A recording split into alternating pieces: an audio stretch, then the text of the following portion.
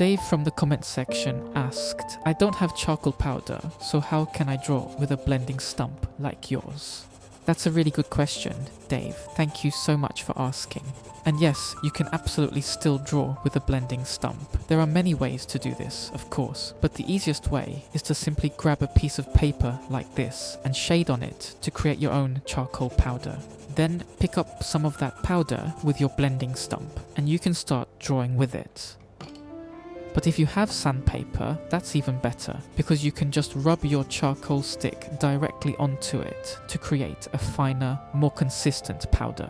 It's quicker, cleaner, and gives you more control over how much powder you pick up with your blending stump. From there, just load your stump lightly and you're ready to draw. And if you don't have sandpaper, another way to do this is to shade directly onto your drawing with the charcoal pencil. But you have to be very careful here. Only apply it to the darkest areas, because once it's down, you can't fully erase it. And in today's video, I'll show you how I draw this girl without using any charcoal powder, just a charcoal pencil and a blending stump.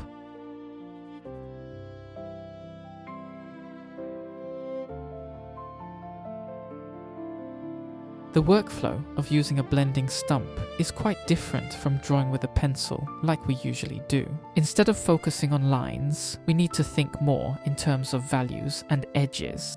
We're not really drawing outlines anymore, we're shaping light and shadow. And that shift in mindset is probably the most important part to understand. So the first step is to block in the drawing area with some value. It doesn't really matter what it looks like at this point, just get something down on the paper. Because if the paper is completely clean, there's nothing to erase. And with this method, we actually rely on the eraser to build the lighter values, not just to fix mistakes. So having that base tone is very important. Now, at this stage, your drawing will most likely look messy, blurry, and honestly not very good, and that's completely normal. This is something that throws a lot of people off, because when we draw with a pencil, we're used to seeing things come together quite early. But with a blending stump, it's the opposite. Clarity comes later in the process, not at the beginning, so you kind of have to trust the process here and not judge the drawing too early. From there, we gradually build up the values, tones, and shapes using darker and darker values. Instead of trying to get everything right immediately, we slowly push the drawing closer and closer to the final result. It's more like layering and adjusting. You put something down, you blend it, you adjust it, and then you go a bit darker where needed. And you just keep repeating that process. One thing I personally struggled with when I first started was overworking the drawing. Because I was still thinking like I was using a pencil. I kept trying to define everything too early, adding too much detail before the structure was even there, and that just made everything look muddy. But once I started thinking more in terms of values instead of lines, things became much easier. I stopped worrying about perfect shapes at the beginning and focused more on getting the overall light and shadow right. And from there, the drawing kind of started to build itself. So overall, think of this process less like drawing and more like sculpting. You're slowly shaping the image by adding and adjusting values over time, and the more comfortable you get with that idea, the more natural this workflow will feel.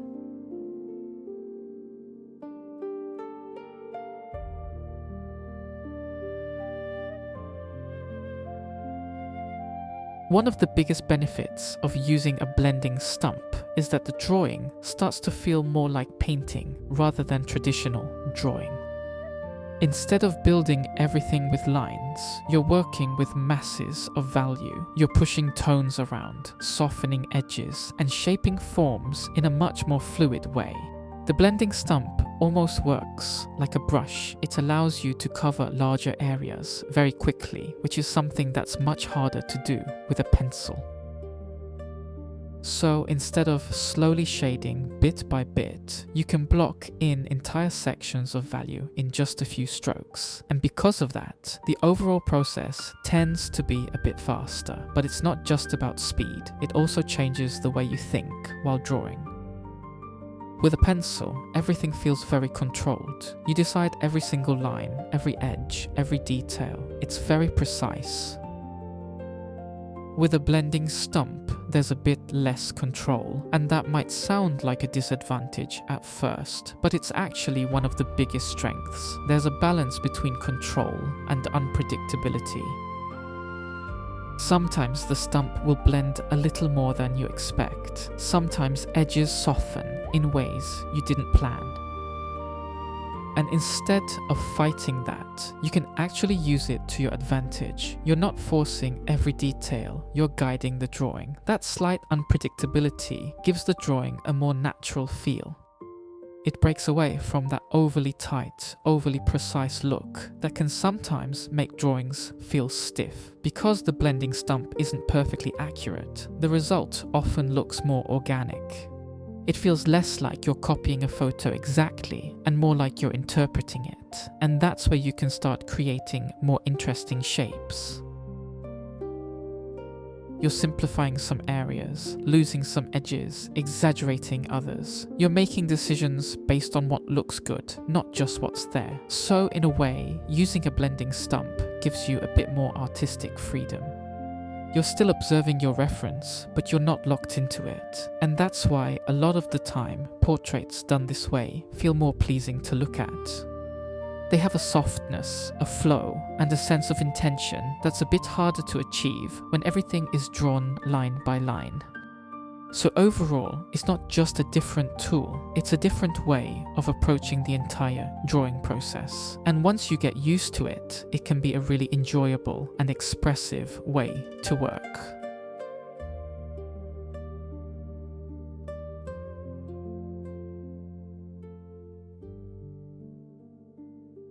Now let's talk about some tips when drawing like this, because this method can feel a bit tricky at first, and these small things will make a big difference. The first tip is to squint your eyes. When you squint, all the small details start to disappear, and what you're left with are the bigger groups of values. And that's exactly what we want. Instead of getting distracted by eyelashes, textures, or tiny variations, you start to see the drawing as simple, light, and dark shapes. So before you start adding details, try to identify those big value masses first and focus on placing them correctly. This is especially important when drawing hair. A very common mistake is trying to draw hair strand by strand, like we usually do with a pencil. But with a blending stump, that approach doesn't really work. Instead, think of the hair as larger grouped shapes. Look for the big shadows, the midtones, and the highlights, and block those in first. Once those are in place, you can suggest a few strands here and there, but don't try to render every single one. Next, be aware that blending involves a lot of rubbing on the surface, and because of that, the more you blend, the more your darker values can start to fade. So if you go too dark too early, you'll end up constantly fighting to bring those darks back. That's why it's usually better to build things up gradually. Start lighter than you think, and slowly push the values darker over time. And most importantly, try to save your darkest accents for later in the process. Those final darks are what really give your drawing depth and contrast. Another thing that's often overlooked is the condition of your blending stump. A clean stump will give you very soft, light tones, while a dirtier stump, one that already has charcoal on it, will produce much darker and richer values. So instead of constantly cleaning your stump, you can actually use this to your advantage. If you need soft transitions, use a cleaner stump. If you need to push darker tones quickly, use a dirtier one. It's a small detail, but it gives you a lot more control over your values. Now, one thing you really need to watch out for is contaminating the paper. Because you're constantly blending, it's very easy to accidentally drag charcoal into areas that are supposed to stay clean, so try to be mindful of your highlights. For example, the catch light in the eyes or any bright highlight on the skin. Once those areas get dirty, it's very difficult to bring them back to pure white. You can lighten them a bit with an eraser, but it's never quite the same. So it's always better to protect those areas from the start. When it comes to edges, keep things simple. You don't need to overthink it. Just remember that softer edges tend to push things back, while sharper edges bring things forward. So if you want certain areas to stand out, like the eyes or key facial features, you can keep those edges a bit sharper. And for less important areas, you can soften them and let them fade a bit into the background. Even a small awareness of this can really improve the overall look of your drawing. And finally, don't feel like you need to render everything. This is another common mistake, especially if you're used to drawing with a pencil. There's a tendency to want to finish every single area to the same level of detail. But with this method, leaving some areas more abstract can actually make the drawing look more intentional and more visually pleasing.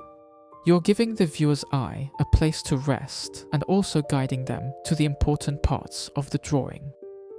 So usually, it's a good idea to focus your details on the main areas, like the eyes, the face, or anything important in the composition.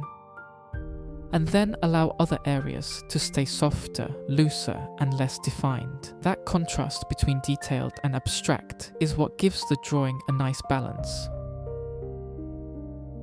And it also makes the whole piece feel more natural, instead of overly worked. So overall, these tips might seem small individually, but when you combine them, they really help you stay in control of the process. And more importantly, they help you avoid the most common mistakes when working with a blending stump. So overall, drawing with a blending stump and a charcoal pencil without charcoal powder is absolutely possible. It just requires a bit more creativity and a slightly different way of approaching the drawing. You have to be a bit more intentional with how you build your values and a bit more patient with the process. At first, this method might feel a little limiting. It can feel like you don't have as much freedom compared to using charcoal powder, where everything flows a bit more easily. But that limitation is actually a good thing, because it forces you to really understand values. You start to pay more attention to how light behaves, how shadows are built, and how forms are defined without relying on shortcuts. And that understanding is something that will carry over to every other medium you use. So even if you decide to go back to charcoal powder later, or even switch to graphite or something else, that skill doesn't go away. It stays with you and it makes your drawings stronger overall. And just to quickly recap the workflow, we start by blocking in the values, then refining the shapes, blending and softening where needed, bringing back structure with darker accents, and repeating that process until everything comes together. It's a very simple loop, but it's also very powerful. And once you get used to it, the whole process starts to feel much more natural and controlled. Now, of course, if you ask me, drawing with charcoal powder does feel easier. It feels more natural, almost like dipping a brush into paint and applying it directly onto the paper. Everything flows a bit more smoothly and you can achieve soft transitions much faster. But that doesn't mean working without it is a disadvantage. It's just a different approach, and in some ways, it can actually help you grow faster because it pushes you to think more carefully about what you're doing. So don't feel limited if you don't have charcoal powder. You can still create strong, beautiful drawings with just a charcoal pencil and a blending stump. It just takes a bit of adjustment and a bit of practice, and once you get comfortable with it, you might even start to enjoy the process in a completely different way. Thank you so much for watching my drawing process. If you enjoyed the video, don't forget to subscribe and leave a comment. And if you'd like to follow along with the real-time drawing, you can join my Patreon or my YouTube membership. Have a fantastic day.